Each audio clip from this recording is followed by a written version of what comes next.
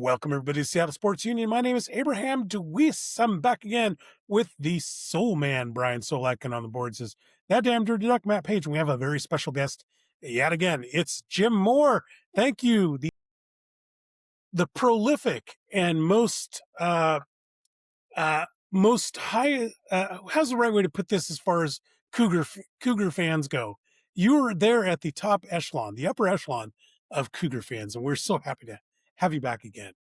Well, I appreciate the introduction there. And yeah, I love the Cougs, man. I always have. And started going to school there back in 1974, a long time ago, probably before most of you guys were born. But so I've been watching losing football and having a good time for 50 years. And every time we win, it's a special occasion. And I'm happy to be here tonight. Thanks for having me.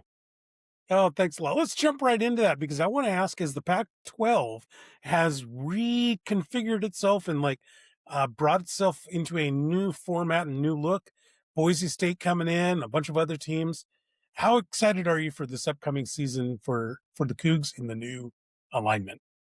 I'd say scale of 1 to 10, about a 7.5. I don't know Okay. what to expect. I'm glad. You know what I'm glad about? Because it was the Pac-2 for a while, just Oregon State and Yeah. Washington State. And we fought back. We're kind of scrappy underdogs, and we're used to being in this position. And I like that we've kind of resuscitated or revived the Pac-12. I know it's not the Pac-12 like we're used to, but at least now we have a conference. We played for 2 years without having a conference.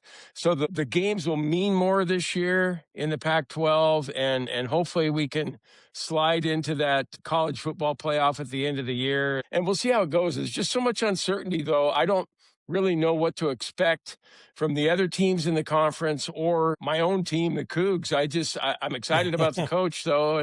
The energy that he brings, and being a Prosser native, he knows all about. He grew up being a Cougar fan, so it should be a fun season. It's going to be interesting, that's for sure, because no one really knows what to expect. Absolutely. I got to ask this though, because we recently had Ryan Leaf on again on the show, and we asked him about the Apple Cup being in September now, and if that's a big deal or not. And he said no. First of all, he said those Huskies are bastards, so we give him props for that. But what are your thoughts on the Apple Cup being in September? Does it matter to you, or do you miss the after the Thanksgiving Day thing? Well, yeah, I do miss that. I do miss it being Thanksgiving weekend or before Thanksgiving on some years. It was a nice way to end the season. And for us Cougs, a lot of times it was a way to make our season. If we had a horrible season, we could make it anyway by beating the Huskies. So yeah, the tradition, it was always that weekend. But I do like that we're still playing the game.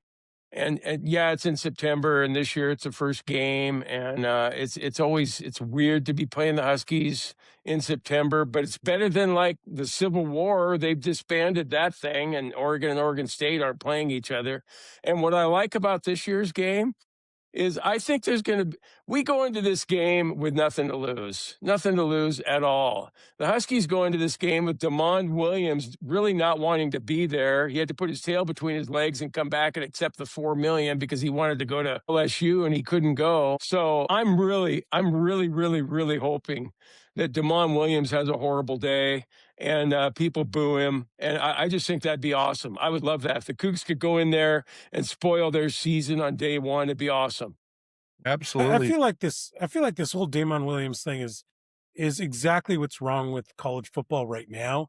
Without any guardrails, without any rules, it's hard to get interest. I'm a Husky fan, and it's hard for me to get interested or root for Damon Williams when I know that he secretly wants, not even secretly, he wants out and he wants to go make more money somewhere else. What is Well, that as a Abraham, don't you think you can get on board with him, though, if he has a good season? And you being a Husky fan, I think the more success he has, the more fun you're going to have, and the more you'll be apt to, get on board and be rooting for the dogs.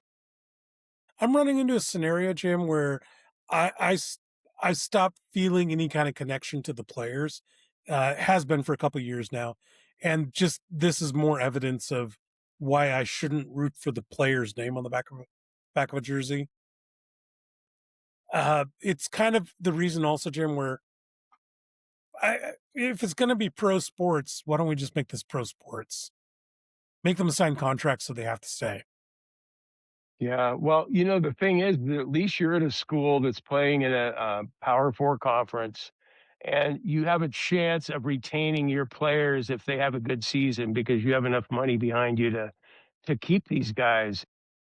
And I know we're trying to build it up over at Washington State, but it's kind of like I go into a season with individual players hoping that they're good, of course, but it's almost like I don't want them to be so good because if they're really good or great, they're most apt to be playing somewhere else next year. And Mhm. it's hard for fans and it's even harder for coaches. I don't know how you develop a program anymore. You can't because everybody's one and done now. Well, the program aside, Jim, how do you develop affection for your team if it's just constantly in a state of transit and turmoil? Well, I'm wrestling with that. I just have been such a loyal Coug forever that even no matter what's going on, the current state of college football, college basketball, college sports in general, I don't like it at all, but I'm still going to root for my team. And I know myself. I'm 68 years old. I think I know myself pretty well. I'm foolish enough to be betting on the Cougs damn near every week, no matter what. So that won't change. And I know that I'll look at the game going, God, we probably don't have a chance against the Huskies. We probably don't have a chance against Kansas State. But I know I'm going to take the points and hope we are competitive this year in the bigger games and then win most of our conference games. What are your thoughts on our new athletic director, John Harlow? I love him. I do. I'm excited about him. I like that he's younger and that he's coming in. He's got new ideas. He strikes me as being someone who might be a cutting edge kind of guy. Athletic directors are different now. They have to approach things differently. I don't exactly know how that is, but I don't think it's just the athletic department that they're overseeing. It's more about the financial end of it, the NIL part of it, incorporating the boosters more than ever. And I think, though, that he's a guy that's got some good ideas. And I'm partial to him, too. I'll tell you this right away. I'm biased toward John Harlow because he went to, my kids are seniors over there. They're going to graduate in a week and a half. I'm looking Cool. forward to going up to Pullman for the commencement. And John Harlow went and spoke at their business class, and he ended up going to a basketball game with Mikey and Stevie, my two kids. And so he developed a relationship with them. And it's not just my kids. He seems like he's really interested in the students, wants them to have a say in everything that's going on with the athletic department and the programs over there. So I like that. I like that we're kind of taking a flyer on him, and he seems like the best man. He did a great job in the interim basis, and I thought he deserved a shot at the permanent job, and I'm glad he got it. Absolutely. So your boys are graduating. May I ask what they majored in? They're majoring in business, and they're going to get into commercial real estate. And I can't tell you, I should know, they're my kids. I'm not sure what sparked the interest in business and what sparked the interest in commercial real estate, but it's their lives, and I'm looking forward to see how it plays out for them. And they're starting at two firms in Seattle. One of them starting in June and one of them starting in Wow. September. So I'm looking forward to seeing how they do with getting their careers started. Wow. No Congrats. messing around. They didn't want No to messing follow around in at all. my footsteps. They probably saw they saw me making peanuts as a newspaper guy and thought, well, that's cool that you wanted to do that, Dad, but we're going to go somewhere where we could maybe make a little bit of money and, have a better life than you did. Although I had a great life. I never regretted that I was a 5-figure guy most of my career, but I never really I always thought, gee, it'd be nice if I made more money, but I never regretted the career path that I took because I had so much fun covering sports for a living. And so it worked out well for me. Right Absolutely. on. Hey, as the Cougar fan that you are, Solack reminded me the other day, you used to live up on Cougar Mountain here in I did. In fact, I was on Cougar Mountain yesterday. I was in town. I went back to see my grandkids, see my mom, doctor's appointments. And then yesterday I had a little bit of a break and I went back. Yeah, we lived kind of pretty close to the top of, well, not to the top of Cougar Mountain, but I went by and checked out the house. Do you ever do that? Do you ever like buy a house and Yeah. then you sell the house and then you kind of go back and you take a walk down memory lane in your mind, and you start thinking about things that happened there and everything. Well, you know what irritated me is this little yard that I put in the front. They don't mow the damn yard. I'm just like, hey, come on, have some pride in this place. I put that yard in there. Mow the damn yard. It irritated me. I was mad. Come on. What are you doing? But it was fun. Yeah, I went up on Cougar Mountain, went on some of the trails. Some people might have heard of Radar Park. I was up there for a while, and no, it was just a beautiful day. It's a beautiful week in Seattle. That's why we live there. That's why we chose to live there. And I'm glad I'm in Bend, Oregon now, being retired. Boy, what a special place when the sun's out there. Oh, yeah. Yeah. To your point about visiting the old homestead, mine was the complete opposite. When I was living in my house, it was a dump. And I went by there a couple of years ago and I'm like, wow, they really tidied this place up. Oh, did they? Yeah. Yeah. Like, yeah, there's actual paint on the outside now. Yeah, there's no car on blocks. It's just not the same old home that I lived in and grew up in. Yeah. Well, no, I didn't, I took a little video of it and kind of went down in the driveway, but my wife's the type of person that will, like, she had a house in Kirkland that she really liked and still misses to this day. And she, she chose me over the house. And so I hear about that every once in a while. Like when things aren't going well in our marriage, I'm pretty sure she's just, thinking, God, why did I take Jim over my house? Because I moved her to Port Orchard when we were first married, and she's a city girl, and Port Orchard, of course, is rural, but she'll just walk up to the door, knock on the door, and ask if she can go in, and tells them that she used to own the place and wants to see what it looks like now. But I'm not that bold. I didn't do that yesterday. Yeah, she took you over a Kirkland house, not a Tukwila house or a White Center house, but yeah, an actual. You got to consider yourself lucky, Jim. Well, yeah, I am lucky. Like most marriages, you have your ups and downs, but I'm glad we stuck it out. And in fact, we're going to celebrate 25 years of marriage on May 25th. And you know what we're doing? Congratulations. Congratulations. Thank you. This wasn't her idea, but it was my idea because our kids are graduating in 2 weeks. And for a graduation gift, we're going to go. The Mariners are playing the A's in Sacramento the 25th, 26th, and 27th of May. And so my wife is going to be going to a Mariner baseball game on our 25-year anniversary. And I think that's romantic enough, don't you? That is awesome. That is so funny you mentioned that, Jim, because I was talking to my son. It was his birthday on the 29th, so just yesterday, and I asked him what game he wanted to go see. He sold me the Tacoma Rainiers. And I'm like, Vincent, we can go to a game faster in some other town than for me to drive all the way down to Tacoma. And so we're going to go to a Sacramento versus the Yankees on the 30th of May. So you got to go see Sacramento you're before. Coming down to Sacramento? I'm going down to Sacramento, yeah. Well, you're going to be there probably in the series right after the Mariners are there then. Yeah, 30th. So yeah probably. Yeah. Well, it was appealing to me to go to this minor league park to watch the Mariners play. I just thought it might be kind of fun and different to do that rather than going to a bigger ballpark somewhere else. And they're only going to be there for a little while, right? So it's last chance maybe this year. And we were talking about like how they have an Aztec temple out in center field. And I didn't know that. It's an office building, but it looks like an Aztec temple. Yeah, it's hilarious. But all right. But yeah, no, it's funny how everybody wants to go to Sacramento. Usually nobody wants to go to Sacramento. Well, and then we're going to follow it up. We're going to go down to Lake Tahoe and play a little golf and then head home after that. It's only like a 7-hour drive from Bend. It's not like 16 hours from Seattle or whatever it is. It's probably 12 or 14 from Seattle. Are you going to place any bets when you go down there? No, in Tahoe? I don't like to gamble. No, of course I'm going to play some. You know what? What's funny, though, is that I used to get kind of a buzz when I walked into a casino and I got excited and I was fired up to go to the craps table.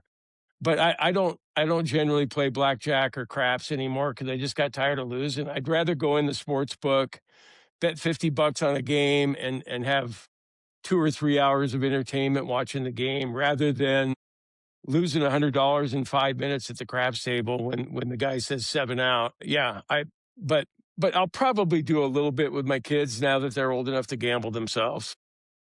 Can I, sorry to, Soul Man, I got one more question here because we're talking about gambling. What was the NCAA tournament like for you? I assume you do all the brackets and whatnot. Now that NCAA is a little bit different now, like it seems like there's now only a few super teams. Like, has that taken any of the enjoyment out of brackets for you?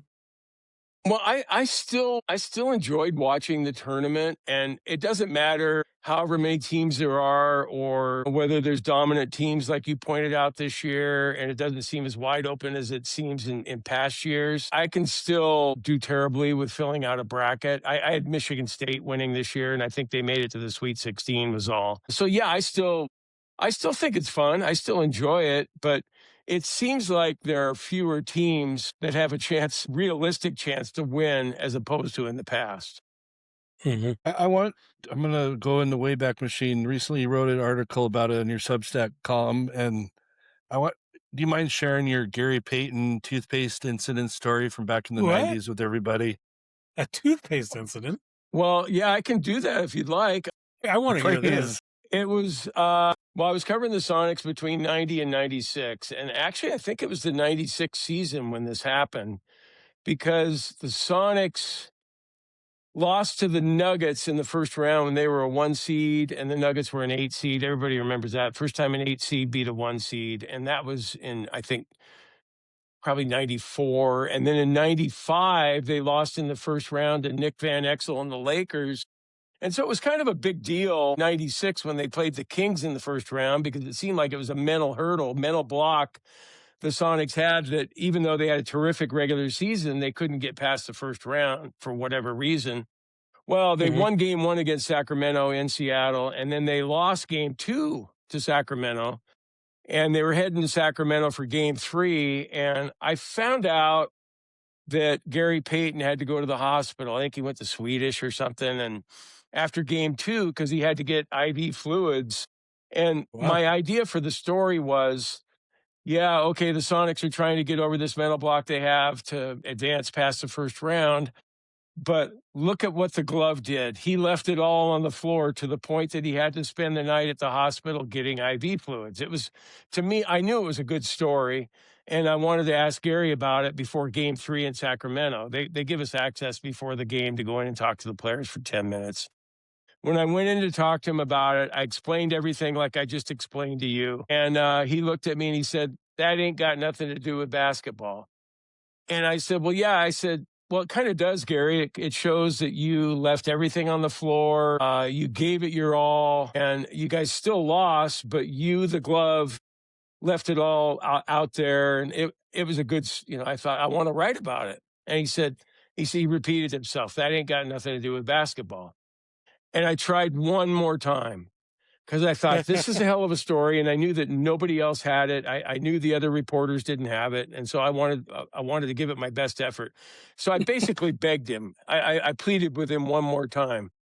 And he repeated the same thing. That ain't got nothing to do with basketball. He was tying his shoes at the time. And usually when I got done with Gary, because Gary didn't like me that much. I knew that. And I'm not sure why. I don't know. I guess I'm obnoxious and can be rude sometimes, whatever. But usually I would walk away from Gary and say, okay, man, thanks for your time, and put my tail between my legs and walk out. But I just had it. I'd had enough of him. And I just said, I looked at him. I said, you know what, Gary, I'm sick of your shit. And he stood up and he got in my face, and he was probably, I don't know, a couple inches away from my face. And he said, so what are you going to do about it? And I really didn't have a comeback. I didn't know what to say.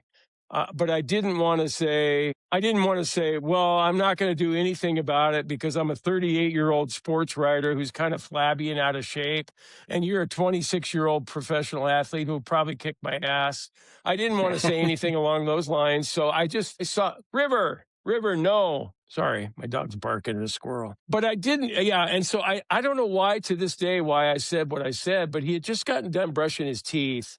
And I looked at him and I pointed at his mouth. I said, hey, Gary, you know what? You got a little toothpaste in the corner of your mouth. And then that just, he erupted, and he tried throwing a right at me. And I was kind of moving out of the way. It wasn't like I was going to counter with a left or anything. I just kind of moved out of the way. And then I think it was Sam Perkins who bear hugged him and pulled him away from me. And then George Karl was bear hugging me and pushing me back. And then it just from there, it was just always, we just shouted at each other, you know, bleep you, bleep you, bleep you, bleep you, bleep you, just back and forth like that. And I didn't lose my job. All that resulted from it was that I couldn't get Gary Payton quotes for 48 hours. So we had a cooling down period. We agreed that I wouldn't talk to Gary for 48 hours. But you know, the thing is though with Gary is that he was fine the rest of the year. Very professional. He answered my questions. I went to see him when he played for the Lakers and did a story on him when he was down there. He was great. And then I saw him at a charity event when we were both in our late 50s, or I was in my 50s and he was in his 50s, and no harm, no foul. You know, it was like we were happy to see each other. So, That's you awesome. know, it's one of those things where you just get sick of seeing someone if you see him every day. When you're a beat reporter, you're in there, you're with the team every single day. He was as sick of me as I was sick of him. And it's just one of those things that happens to a beat writer on occasion. You just don't hear about stuff like that, though, back in the 90s before social media. And it would have Right. been a bigger deal. It would have been a bigger deal if there were, you know, camera phones back then, but we didn't have them then. Man. Yeah. Thank you Man, for oh man, sharing. that those Supersonics. Hey, everybody's making fun of me, Jim, because I have hope that they're coming back. Is my hope justified, or am I Well, just living in who's making fun of you? people? Those people. Don't Those say kind of me. people. I wasn't making fun of you. No, Soul Man's on my side, but no, just yeah. Realistically, like if you had your little fortune teller orb, what are the Well, chances here? I think it's going to happen, but I sort of reached whatever my breaking point is yesterday, or maybe it was Okay. early. What is it? You lose track of the days when you're retired. I think maybe Monday I lost some hope, because whenever the news, so the news came out in March that it was Las Vegas and Seattle were under consideration. They're the only two cities we're looking at for expansion, and everything was positive that day. Even Todd Lywicki going on radio shows saying, yes, it's warranted for everyone to be positive today and optimistic about the Sonics returning. And then on the heels of that, we find out this week that, and when they came out with the announcement, it sounded like they were going to make a voters vote or an owner's vote in the summertime. And then they announced that, no, we're not going to do it in the summertime, but we'll get to it by the end of the calendar year. And I'm going, you guys have been putting this off and putting this off and putting this off for so long now. And it just has reached a point of, and I don't even care if the Sonics come back. I loved the NBA when I was a kid growing up, and I loved covering them in the 90s. I'm not an NBA fan now, but don't get me wrong. That's just my personal feeling about it. I want the Sonics to come back for people like you, Abraham, or you, Brian. I don't know. I assume you guys do want them to come back. Yeah. And there's diehard people that'll be crushed if they don't come back. So I hope they do come back for that reason. But this whole song and dance, and I'm sick of looking at that Adam Silver, that weird ass looking dude, you know, always saying shit, just pissing everybody off in Seattle. And I don't know. I'm fed up with it. And now there's this, you probably have heard of this new wrinkle, John Canzano reporting on it, Dwight Jaynes down in Portland. There's a possibility the Blazers might relocate to Seattle. If this new owner doesn't get his way with a new arena with public funding, he might want to relocate. Maybe the NBA will let him come to Seattle, and then the NBA will expand to Vegas and maybe Kansas City or Vancouver or Nashville. The whole thing, I don't want the Blazers. I feel horrible about that. I don't want Portland to lose its team.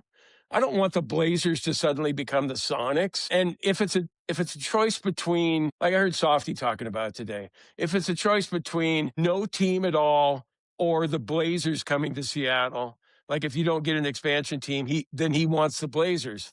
And I don't. If there's a choice between no expansion team, but you get the Blazers, I just would rather have no team at all. I mean, that's a shitty thing to do to Blazer fans who've supported that team for so many years, and it would just be wrong on so many levels. So I'd be out on. Agreed. Yes, F that. I want to ask you one more question about what things that you wrote lately online.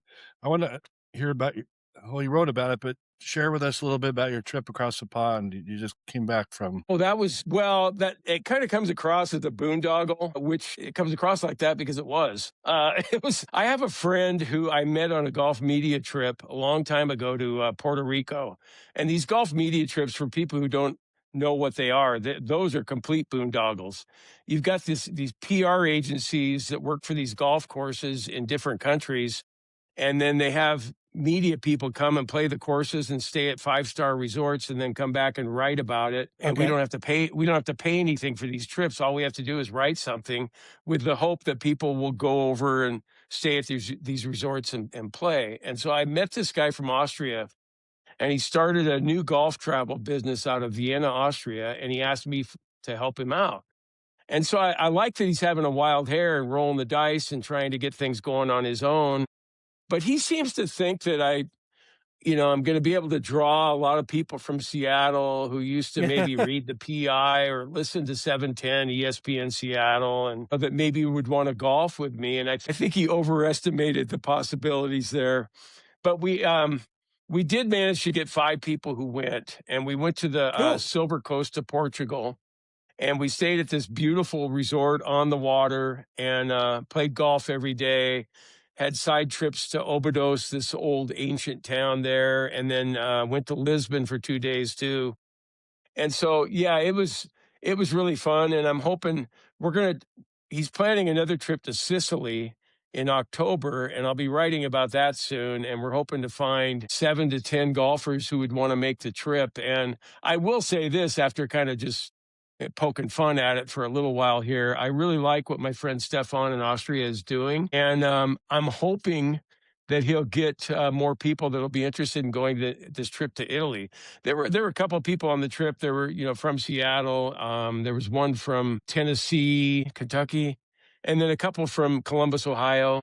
And we had a blast. We really had a blast. And I'm hoping that they can write some reviews of what it was like in Portugal, so people will have an idea of what it's like when they go to Sicily. And yeah, Nice. so it was a fun deal. But my golf game was horrible over there, though. I've been working on it since I got back, and I'm going to play tomorrow, and hopefully I'll see some improvement. But if anyone is interested in going to Sicily in October, and the weather, as we know in Seattle, is going to be changing in October, but in Sicily, it'll still be in the 70s. We're going to be at another beachfront resort. You can get a hold of me at Jim Moore, the go-to guy at yahoo.com, or on Twitter at CougsGo. And I'd really appreciate it if you got in touch with me, and I'll tell you more about it. I'll be writing on Substack about it later this week. Okay. Fantastic. And that makes up for the Do you guys want to 5-figure go? salary. You guys want to go? I would I'll love- extend an invitation absolutely. to you guys. I would love to Definitely go. I don't know if I could afford But it. Jim, but that I'm gonna makes- go. Jim, that makes up for the 5-figure salary, right? These fancy trips that you go on. What's that? It makes up for the 5-figure salary, getting to go on these fancy trips. Well, yeah, it was. Yeah, that's the thing. You're owed it. That's the thing of being a sports writer for so many years. All the different things I was able to do, you can't put a price tag on it. I mean, Right. when I went to Augusta, I thought I wouldn't be able to do this otherwise. Or the Little League World Series, I had a blast doing that. I mean, so many different things that I was able to cover that I was so grateful that I got the opportunity to do that. That's awesome. Fantastic. We got to talk Seahawks before we wrap it up Yes, here in we a little do. bit. We do. We had the draft last week. In my personal opinion, I thought the Seahawks on paper did pretty decent. I would give them a B- grade. I mean, what are your thoughts on the draft, Jim? Okay, let me ask you first, why a B-? Just because these players, I don't know, maybe they're a draft position where we're at. Reading up on them online about the players. I mean, a lot of them had good grades, but they're not, top 10 material. I can help you out here, Soul Man, too, because they filled the positions that they really need. Maybe they could use an edge rusher. It's true that because of their position, they didn't get very high picks, but considering they started off with 4, I feel like I feel like you, Soul Man. I feel like they did okay. Yeah, all things considered. I agree with that. And I could sit here and tell and give you a bunch of BS and act like I know what I'm talking about, but I'm not going to do that. I have absolutely no idea if they did a good job or not. But I am in that camp who is just I'm all in with John Schneider. And if he and Mike McDonald, and if those guys are happy with who they picked and they did, as Abraham pointing out, they filled some needs. They definitely needed a running back. They got the second best running back with the last pick in the first round. And you got to like that. Bud Clark looks like he's a good pick with the secondary help and all those things. But let's see how it plays out when training camp starts and see if these guys are going to. It's going to be kind of hard for, aside from the running back, Jadarius Price, aside from him, it's going to be hard for those other guys to get some playing time, but maybe it'll help with special teams depth. But the competition is already. I mean, these guys they're coming off a Super Bowl championship, so good luck trying to get playing time with this team. Right, they got starters at every position. That's a good problem to have. Jim, are you ready? They're in great shape. Really, they're in great shape. Jim, are you ready for Zuckerberg and Tim Cook to be the new Seahawks owners? Well, I hear conflicting things about that because I heard there was a report that said that they were potential owners, that they were interested in bidding on becoming the new owners. And then it seemed like later in the day, it was that Bloomberg News came out and refuted those reports. So I don't know how realistic that is. But Canzano was talking too about, you start talking about this amount of money, the $6 to $10 billion range for these teams, both the Seahawks and potentially the Sonics. Mm-hmm. The pool of people who have that much money grows much smaller. And so you can see why these guys are mentioned, because they're multi-billionaires. And they're in that select group who can afford to do something like that. So I don't know how it's going to play out. I'm not sure. It seems to me like the Oakview group that's running the Kraken, that they've got the inside track because they own Climate Pledge Arena, and it seems like it's a slam dunk to give it to them if they can come up with a group that has that kind of money. But it's just you don't have very many candidates like you used to have when these franchises used to be worth in the millions instead of the billions. How much does it matter as far as what an owner can do for a team? Well, how much? I'm sorry, I missed that.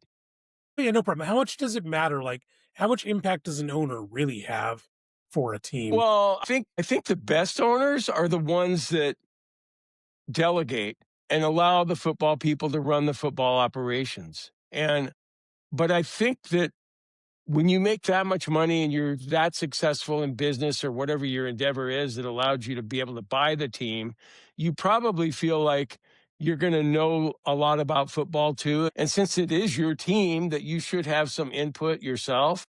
But the ones that I really like the most are the ones that realize, I'm really good at this over here, and that's why I'm rich. I don't know anything. I watch football, and I love football, and that's why I bought the team. But I'm going to leave it to these guys. That's their area of expertise, and let them run the show.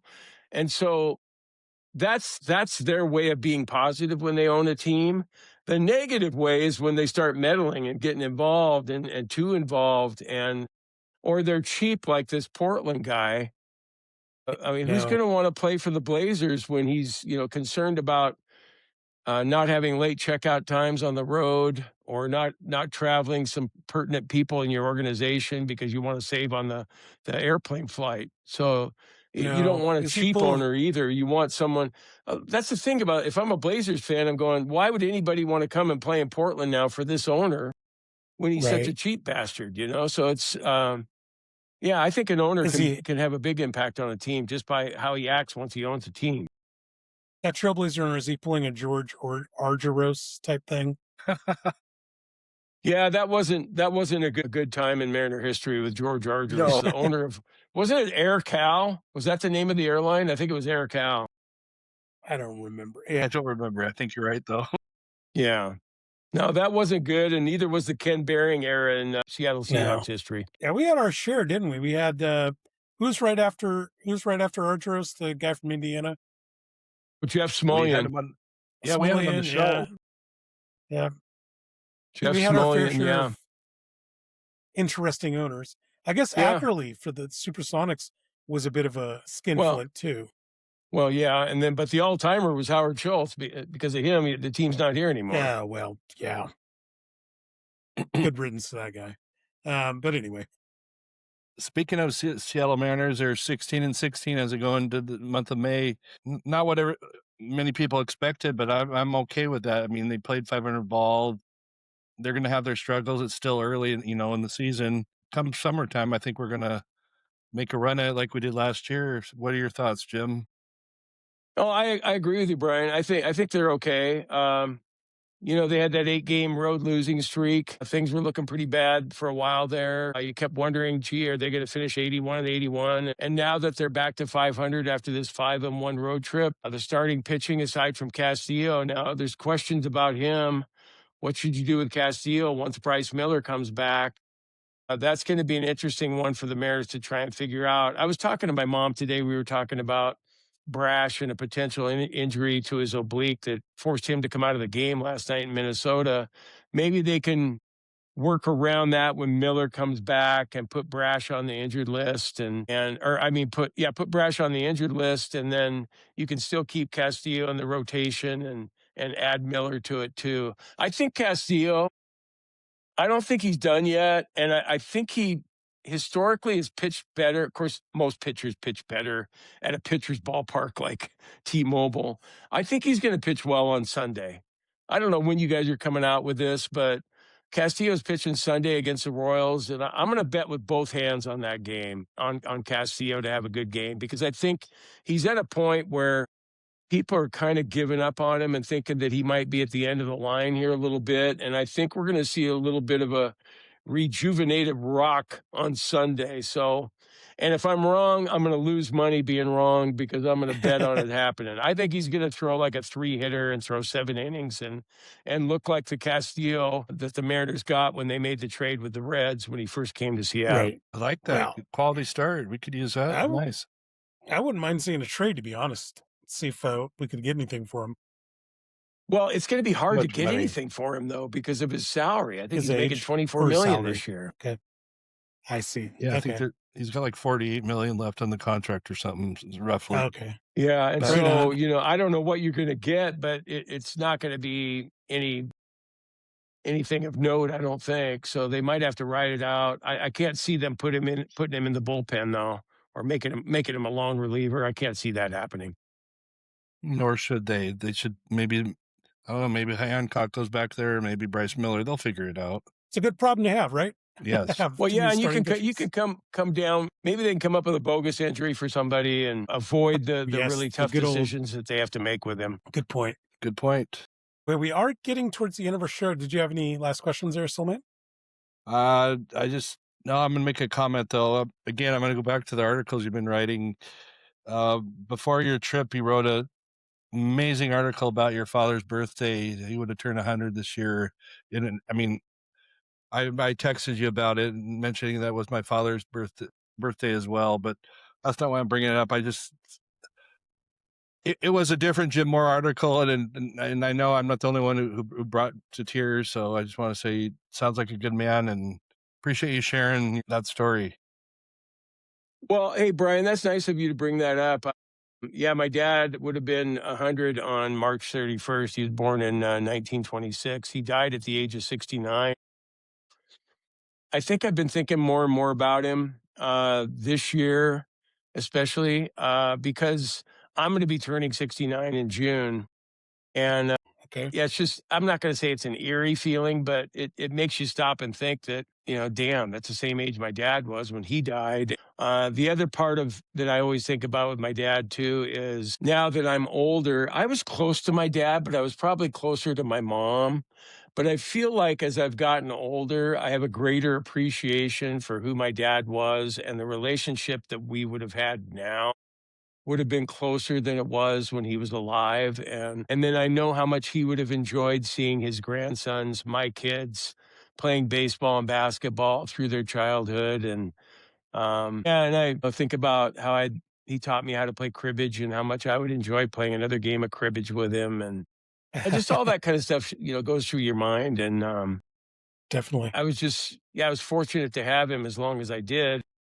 The one thing that he he gave me that I really appreciate. And maybe it doesn't come across because I kind of just throw opinions out there and say a lot of crazy stuff and, write some crazy things sometimes. But I really appreciated how my dad was a really humble man, self-deprecator. He was a home builder. Most of the homes he built were on the east side of Seattle. He was featured in Look magazine back then. Like Look and Life magazine were kind of a big deal back in the day in the 60s. And yet you would never hear any word about like, man, that was some cool house I built over there on Mercer Island. You would never hear that from my dad. And he didn't take compliments very well, but he sure wasn't anyone to ever boast about anything he did. And I always appreciated that about him. And I never wanted to be that kind of person either.